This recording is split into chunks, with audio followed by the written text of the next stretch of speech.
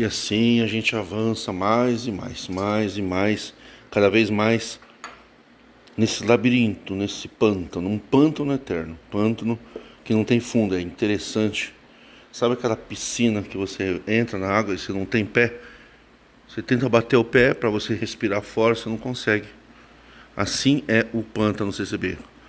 Quanto mais você pensa que já sabe tudo, você tem uma percepção maior. A cada subida de degrau nessa pirâmide de ensinamentos, de ciência, os teus olhos vão se abrindo. Só quem se dedica a ouvir, a pensar, a refletir, a duvidar, consegue perceber que algo está errado. Aí ele enxerga, e quando ele enxerga o próximo ponto, ele consegue enxergar o próximo ponto. Não tem como enxergar um ponto avançado sem enxergar o próximo ponto. Tem como enxergar o 7º grau sem entender o 3º. Não tem como chegar no 30º grau sem entender o 20º. E assim a gente vai avançando e vai cada vez mais investigando e percebendo que tem algo errado. A dúvida que fica é: tudo foi planejado? Ou estamos diante de um espírito altamente sofisticado, num sistema sofisticado, de um sistema de sofisticado complexo de sentimentos emaranhados no mais alto nível do que se pode dizer laço do passarinheiro espiritual. E nessa nova investigação encontraremos livros, os livros da CCB. São livros de doutrina. A Congregação Cristã no Brasil tem estatuto, tem doutrina, pontos de fé e doutrina. Ela tem tópicos de ensinamento para ministério, tópicos de ensinamento para reunião, tem tudo. Aí muda os tópicos e vai. Aí Deus fala uma coisa, depois Deus fala outra. E continua valendo tudo. O que Deus falou de um jeito antes, continua valendo. O que Deus está falando diferente agora também continua valendo. E assim vai indo. E quanto mais você se mexe, mais você se afunda num labirinto de dúvidas. E isso leva as pessoas a quê? Depressão. Porque as pessoas são exaltadas de uma maneira tão grande, colocadas num pedestal tão grande, quando ela vê que na realidade ela não está em terreno sólido, mas ela não pisou numa rocha, mas ela pisou num pântano, ela começa a tentar sair, e quanto mais ela tenta, mais ela afunda na dependência emocional. E sabemos que a congregação é um sistema doutrinário tão complexo, tão complexo, tão complexo, que existem doutrinas não escritas. Incrível, né? Na congregação cristã no Brasil, entre o ministério e o povo, o ministério soberano e o povo inútil, o ministério que tem direito a tudo e o povo que não tem direito a nada, nós encontramos doutrinas que ocorrem dentro da congregação, mas não está escrito em lugar nenhum. Aí você fala aquilo, e as pessoas falam: isso não tem na congregação, não está escrito em lugar nenhum. Então, mas não está escrito, mas se pratica. Por quê? Porque é um ponto de fé e doutrina que não está escrito. Então é o chamado seriado Pontos de Fé e Doutrina, que uma vez foi dado aos santos, os santos italianos de 1910, para que a gente vivesse doutrinas, pensamentos, dogmas, crenças, convicções do que nos foi passado.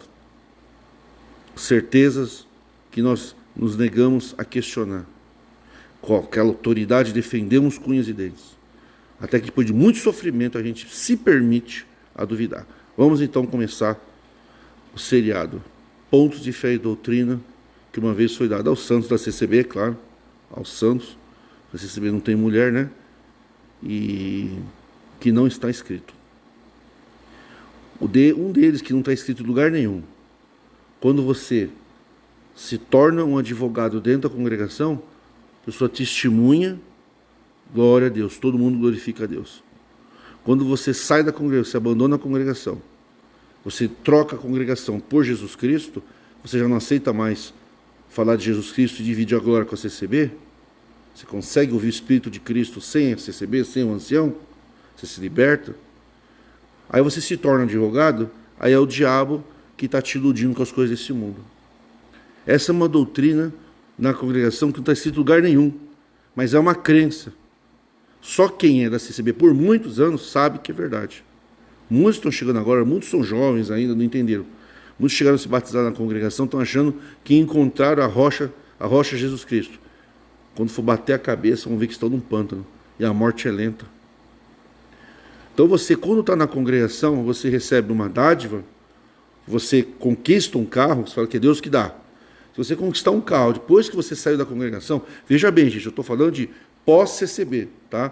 Se você comprar um carro, as pessoas falam, agora a pessoa vai, agora o inimigo, né, o diabo está em todo lugar. Ele vai abençoar aquela pessoa, para que a pessoa fique no mundo e se iluda com o mundo, e para que não fique na congregação, na graça de Deus.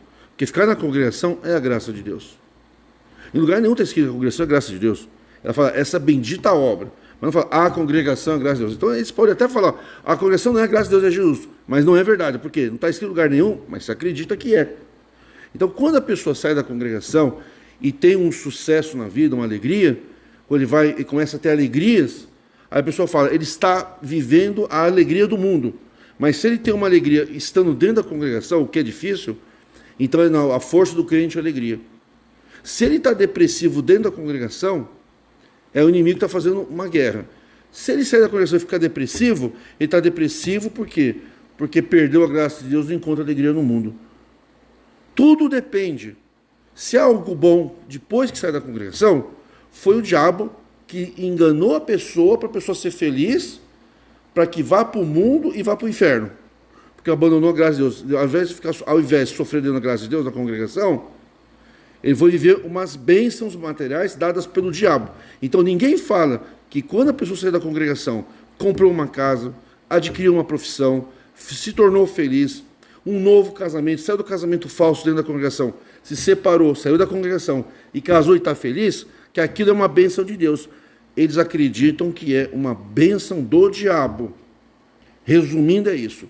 Se a pessoa receber uma boa dádiva, e nas Escrituras está aqui, toda boa dádiva vem do Pai das Luzes, as boas dádivas depois da CCB não vêm de Deus, porque se a pessoa saiu da congregação, como é que Deus vai abençoar a pessoa? Não tem como Deus abençoar uma pessoa que saiu da congregação, que deu as costas para Jesus. Sair da congregação é pisar no sangue de Cristo, é abandonar a graça de Deus, é virar as costas para o Cordeiro, essas conversas, chama Jesus de Cordeiro. Pisar no sangue de Jesus, desviado da graça de Deus. Como é que uma pessoa nesse sintoma, nessa realidade, pode ser abençoada por Deus?